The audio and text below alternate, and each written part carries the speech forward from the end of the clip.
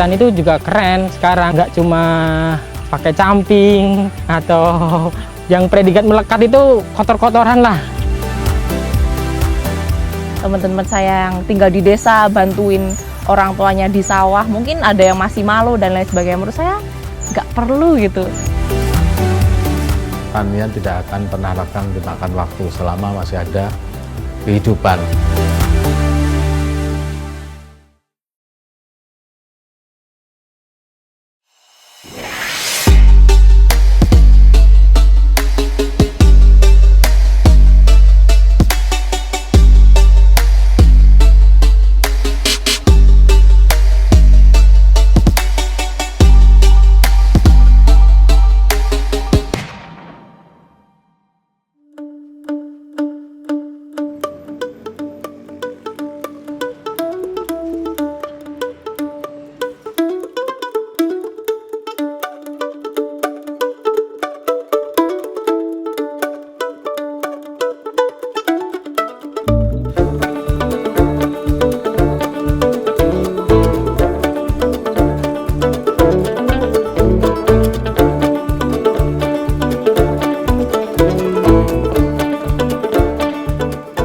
Perkenalkan, nama saya Iksanti Nugroho, saya petani milenial asal Desa Dalangan, Kecamatan Tawangsari, Kabupaten Sukoharjo. Pendidikan di 3 teknik mesin, jurusan konversi energi. Untuk menjadi petani itu keren sih, karena apa? Di sini tuh untuk mengolah lahan itu masih luas.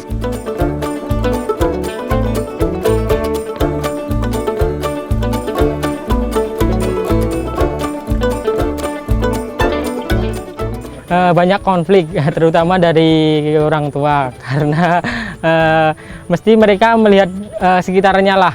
Oh iya, itu anaknya sana bisa sukses menjadi PNS atau jadi apa karena itu. Tapi sini tetap kekeh untuk meyakinkan bahwa toh nanti kelak itu petani itu bisa seperti mereka, bisa sukses, nggak dipandang sebelah mata sama lingkungan.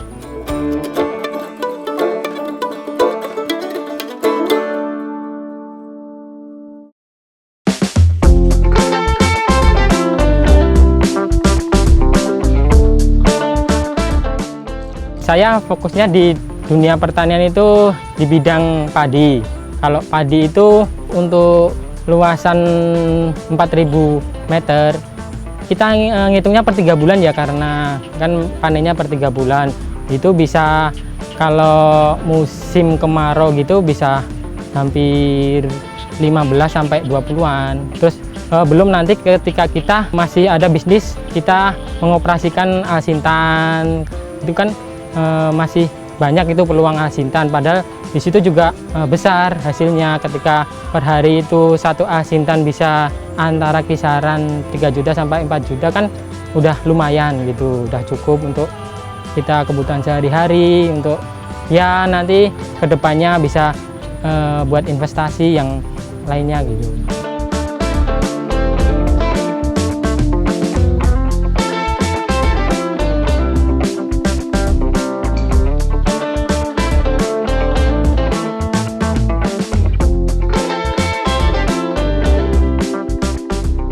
Awalnya kita cuma modal kompak sih Mas, kompak, terus petani-petaninya juga semangat kayak gitu. Padahal di situ awalnya belum ada anak muda gitu, banyak orang tuanya gitu Mas. Terus kita pertamanya dapat bantuan itu, terus kita dikasih kepercayaan tuh.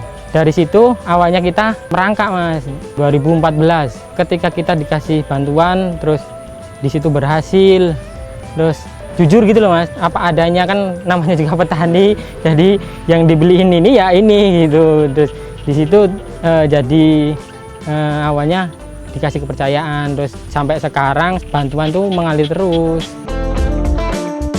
Awalnya dulu dari Kementerian Pertanian Pusat, habis itu Bank BI itu kayak kita jadi binaan gitu loh Mas, jadi binaan, tapi di situ masuk klaster modern farming.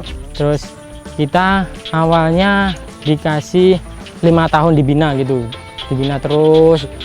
Dari kita dikasih pelatihan, terus diajak kemana studi banding gitu, ke Bali kemana kayak gitu, untuk yaitu untuk peningkatan skill kualitas.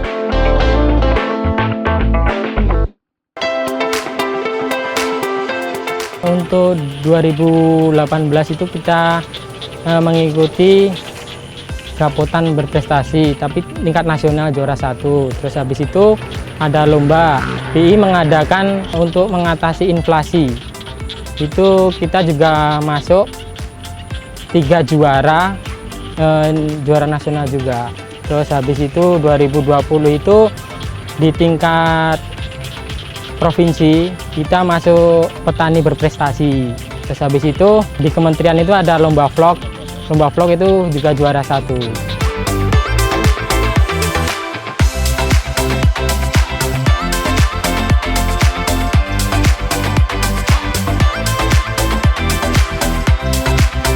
Sebenarnya keinginannya untuk menyadarkan untuk umum itu bahwa toh kalau bukan kita mau siapa lagi sih untuk generasi petani itu. Kalau kita mau melihat petani itu juga keren sekarang, nggak cuma dulu pakai camping atau yang predikat melekat itu kotor-kotoran lah. Padahal sekarang kan teknologi itu kan semakin canggih, dan pertanian kalau nggak didukung dengan kemajuan teknologi kan akan ketinggalan jauh dengan dunia-dunia lain.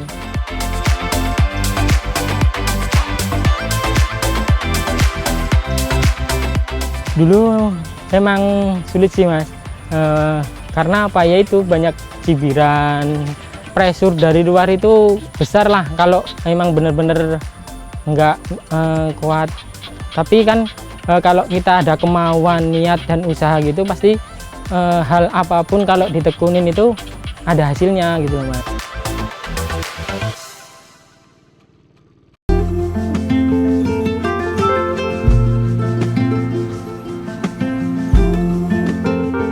Restu kedua orang tua itu sangatlah penting, karena kalau ketika kita nggak ada restu dari kedua orang tua, mau kayak apapun untuk sukses itu ya kurang. Karena saya sampai seperti ini karena dukungan dari kedua orang tua sih Mas.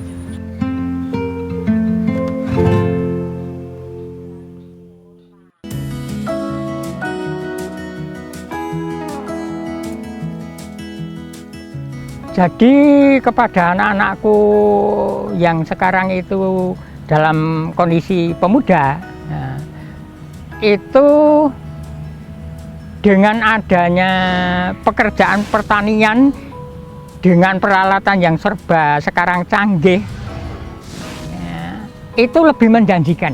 Ya. Sehingga karena menjanjikan, itu anak-anak muda itu banyak yang mulai tertarik, bahkan sampai saat ini itu selalu berkembang. Bahkan saya sekarang dengan anak-anak muda di desa kami itu yang tadinya itu hanya menangani di desa kami dengan luasan 170 hektar, sekarang itu justru dari pemerintah itu kami untuk mengembangkan usaha itu pertanian dengan nama KUB Kepodang Topo, yang dulu itu hanya 1 desa, sekarang menjadi 6 desa, harus saya kelola dengan anak-anak muda gitu.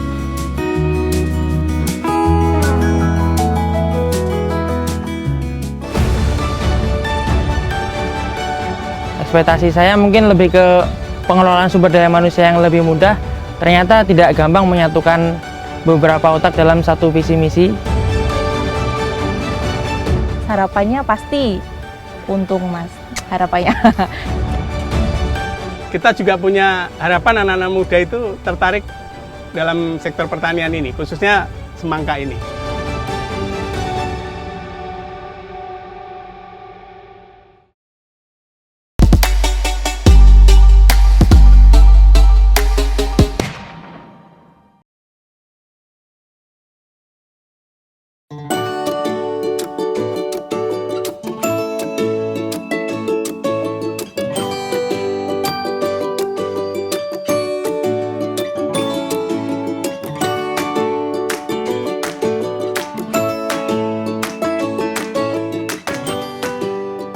Perkenalkan, nama saya Bimantaka Alfian Dwi Putra, dan kebetulan saya sedang menjalani pendidikan di Universitas Atmajaya Yogyakarta, jurusan manajemen semester 4 ini.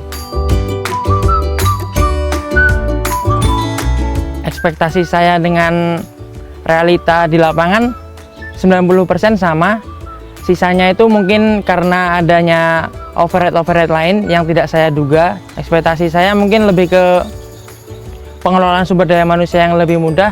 Ternyata tidak gampang menyatukan beberapa otak dalam satu visi misi.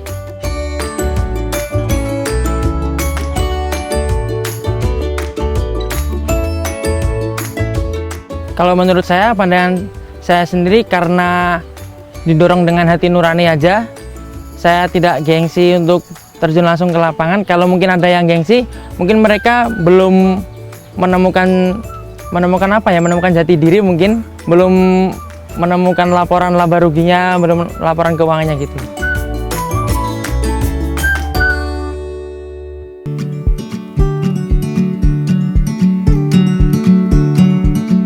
Untuk prospek kedepannya masih sangat bagus, karena di Jakarta sana juga ada udah yang menerima stok. Prospeknya sangat positif kedepannya. Yang saya harapkan kedepannya, mungkin saya akan terus berkelanjutan di sini untuk mengajak rekan-rekan saya milenial untuk menambah sumber pendapatan juga mungkin. Dan untuk kedepannya, yang saya harapkan dari pengalaman saya di sini, saya bisa lebih membangun relasi terhadap banyak orang.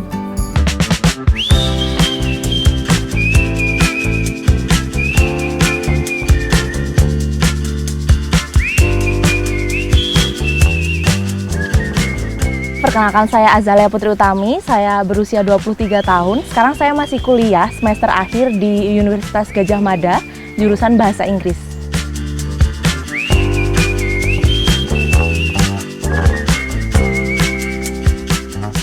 Tantangannya menurut saya berat sih Mas, karena saya kan belajar bahasa Inggris dan diberi kesempatan untuk ke dunia pertanian yang saya sama sekali nggak tahu. Belajar tahapan, jenis pupuk, dan apa aja yang diperlukan itu nggak gampang menurut saya, kompleks banget. Jadi harus mikir soal air, mikir soal cuaca dan lain sebagainya, tenaga harus ada berapa, terus timingnya, timelinenya harus cocok gitu sih Mas menurut saya itu. Tapi karena tim menurut saya sudah solid, itu penuh toleransi sekali sih sama orang baru seperti saya.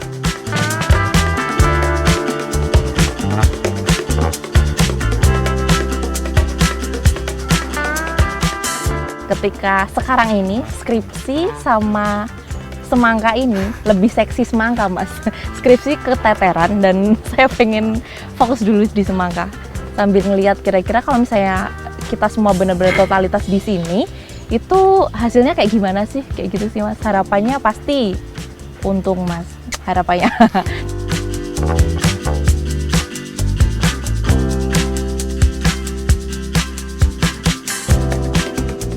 Kalau pandangan sih, kalau menurut saya sebenarnya nggak mau komen apapun terkait kesukaan atau ketidaksukaan orang lain ya, gitu. Menurut saya itu pilihan. Ketika mereka memang merasa gengsi dan apa, monggo. Tapi di sini saya coba nih membuat branding atau citra. Ketika saya punya sosial media, saya pengen membangun saya menjadi seperti apa. Saya terjun ke sawah apa itu ya, saya bikin story, saya bikin aku lo Raisen kayak gitu. Mungkin ini bisa jadi contoh atau gimana teman-teman. Mungkin juga ada nih teman-teman saya yang tinggal di desa bantuin orang tuanya di sawah. Mungkin ada yang masih malu dan lain sebagainya. Menurut saya nggak perlu gitu. Kita harus bangga gitu menurut saya sih. Jadi teman-teman saya malah manggil saya Miss Semangka sekarang.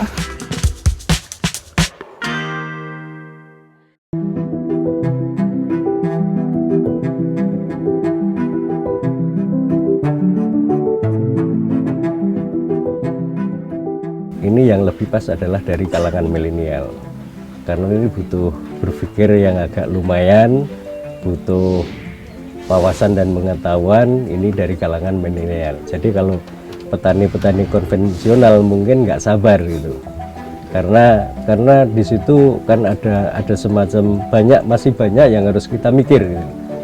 Jadi kemungkinan di semangka baby black sweet ini adalah 60% berpikir, yang 40% itu di tenaga.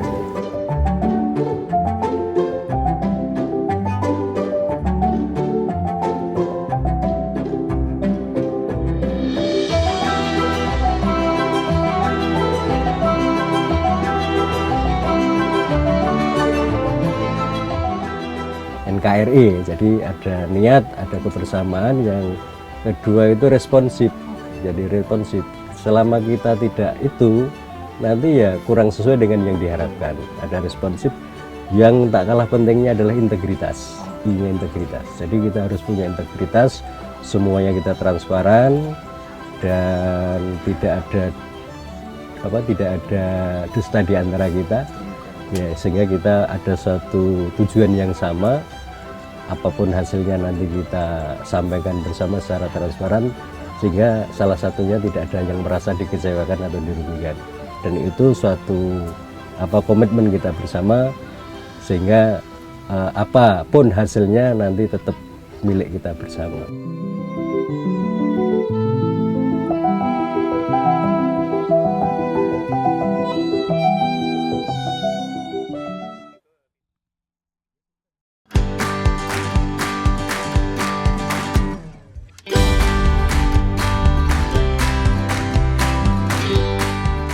Artinya baby black itu kecil, terus ini ya penampilannya hitam, tapi dalamnya dagingnya bagus. Ini dagingnya merah dan non biji. Nah, ini dari sisi dagingnya buah juga crispy, manis pasti.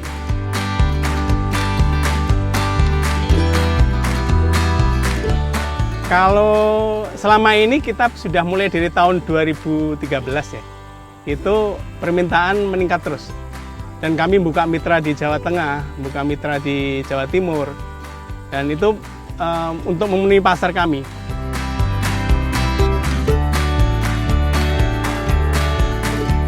Kita juga berterima kasih direspon sama anak-anak muda ya, karena memang kita juga punya harapan anak-anak muda itu tertarik dalam sektor pertanian ini, khususnya semangka ini. Dan kami punya peluang yang sangat baik, artinya kami punya teknologi, pendampingan kami juga harus pendampingan dengan baik. Nah, dari situ hasilnya juga kami tampung.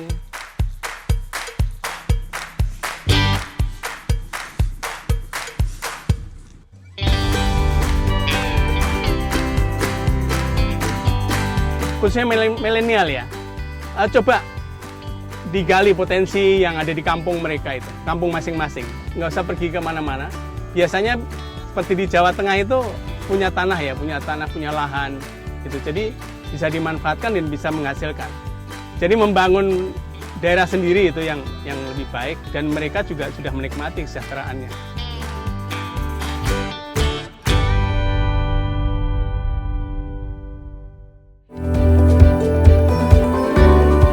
Selama ini anak-anak muda itu tidak tertarik terhadap dunia pertanian, padahal profesi menjadi petani itu juga bisa dibanggakan lah.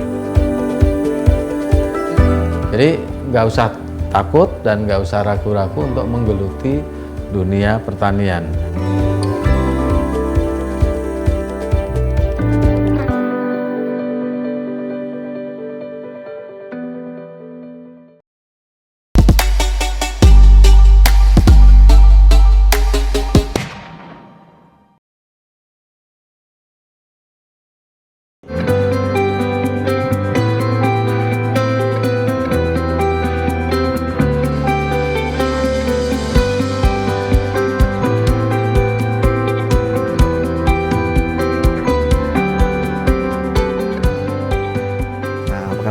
Nama saya Adrian Leo Hadi Pradata.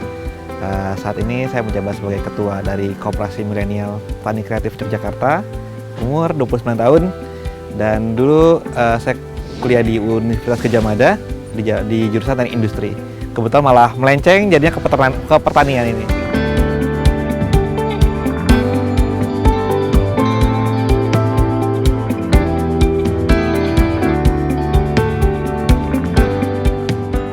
Jadi sebenarnya sekitar 2 tahun yang lalu dapat tugas dari Ngarso Dalem dari Pak Gubernur untuk pergi ke Korea. Dipilih dari pengusaha-pengusaha untuk pergi ke Korea selama 3 minggu untuk melihat bagaimana sih kalau pertanian di Korea itu. Ketika kami ke sana, ternyata malah menarik sekali. Yang namanya di pikiran saya awalnya petani itu kotor-kotoran, dia basah dan lain-lain, ternyata berbeda sekali dengan keadaan saat ini.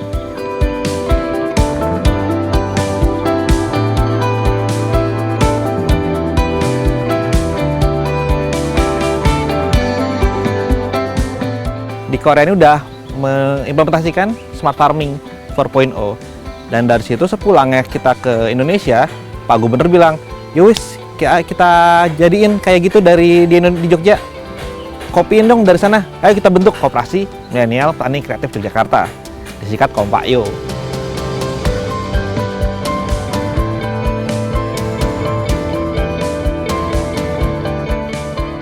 Nah, dibentuklah sebuah konsep namanya Jogja Agriculture Hub yang saat ini sedang kami garap dalam waktu sekitar 3 atau hampir 5 tahun ke depan. Nah, harapannya dengan konsep tersebut kita bisa menghubungkan setiap lini-lini di pertanian itu, sehingga ketika petani milenial mau bertani nggak bingung lagi, mau permodalan ada, mau ilmu ada, mau lahan pertanian ada juga. Di tahap awal ini sebenarnya showcase awal yaitu pembangunan greenhouse dan smart farming 4.0 serta e-commerce serta juga distribusi center. Kami menyadari bahwasanya dibutuhkannya supply chain untuk membawa sayuran ini ke konsumen-konsumen. Karena sayuran ini adalah benda yang perishable, sehingga gampang rusak. Nah, dibutuhkanlah sebuah sistem yang mana dan mengantar itu ke konsumen langsung. Kami menyadari juga adanya sistem pasca panen yang belum tersistemasi di Indonesia ini. Nah, itu akan kami garap dalam waktu sekitar 1 tahun ke depan.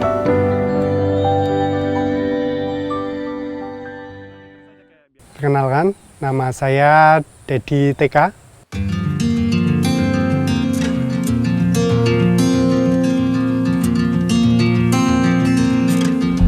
Saya di Kompakyo sebagai pengawas, namun saya lebih banyak bergerak di lapangan dan saya lebih fokus ke horti, jadi untuk pertanian horti. Jadi konsep dari pertanian saya adalah market driven atau order driven lah artinya. Jadi saya mempunyai customer base itu kan selalu ada pesanan. Nah, entah itu B2C atau B2B. Nah, dari pesanan itu kita coba untuk tanam. Itu juga kita melayani yang mau untuk organik. Jadi kita nanamnya ya sesuai permintaan. Kemudian komoditinya apa ya itu sesuai dengan pasar yang kita buat sebenarnya.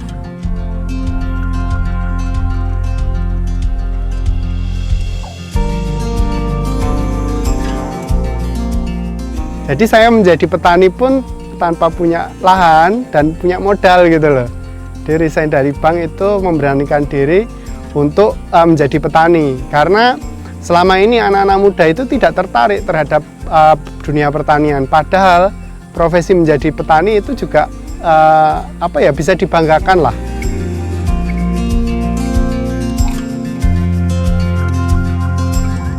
Nah, harapannya dengan adanya Kompakyo ini itu pemerintah juga ada lembaga yang bisa memfasilitasi untuk pelatihan anak-anak muda itu, sehingga anak-anak muda itu juga cakap menjadi petani. Artinya petani yang bisa benar-benar survive, benar-benar menjadi profesi yang dibanggakan seperti itu.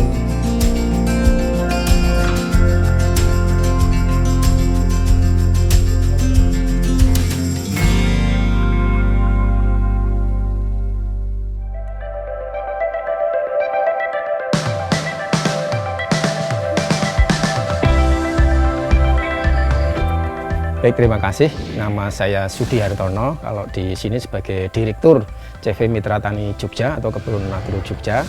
Kalau di Kampung Flores sebagai pembina, di Kompakyo sebagai Ketua 2.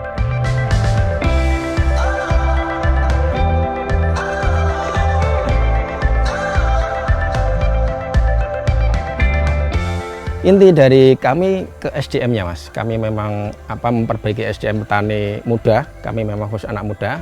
Terus jejaringnya, terus ilmu teknologi yang terbaru. Nah, itu yang akan kami laksanakan.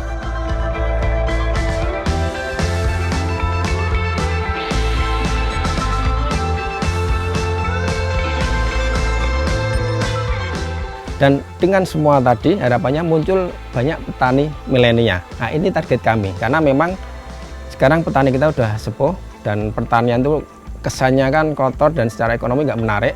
Tapi setelah kami geluti total, alhamdulillah kami bisa sejahtera dari petani ini. Sangat menjanjikan dan mari anak-anak muda kita berani terjun di dunia pertanian, khususnya petani milenial. Berani total, kalau bahasa saya wani getih, saya yakin kita bisa terbang tinggi dan sejahtera dari pertanian.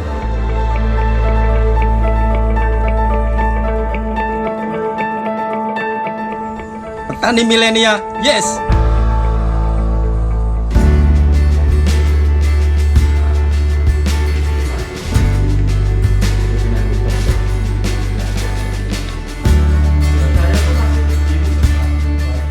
Kalau bicara pertanian DIY, khususnya dikaitkan dengan petani milenial dan lain-lain, ya tentunya produk horti ini tetap menjadi bagian yang terpenting. Kenapa? Karena produk horti ini produk yang kemudian mempunyai nilai ekonomi tinggi. Di samping itu juga satu produk yang sangat menarik untuk generasi muda menggeluti dunia itu.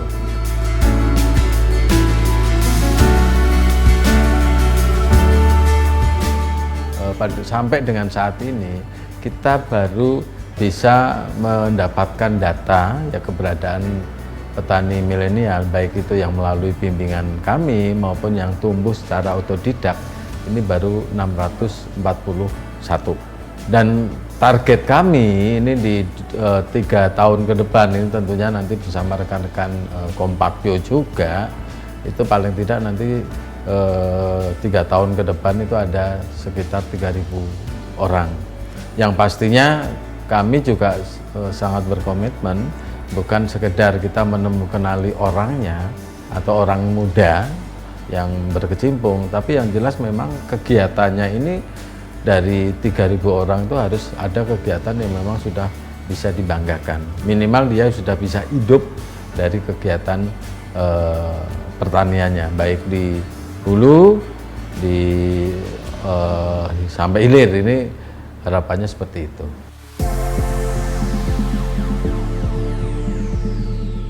Jangan memandang bahwa pertanian itu adalah sektor yang kemudian tidak menjanjikan secara ekonomi ya. Fakta di lapangan sudah banyak bukti ya, karena pertanian ini sebenarnya sangat luas dari hulu sampai hilir. Jadi nggak usah takut dan nggak usah ragu-ragu untuk menggeluti dunia pertanian. Yang pasti dari sisi kebutuhan pangan, pertanian tidak akan pernah akan dimakan waktu selama masih ada kehidupan, ada orang yang perlu makan.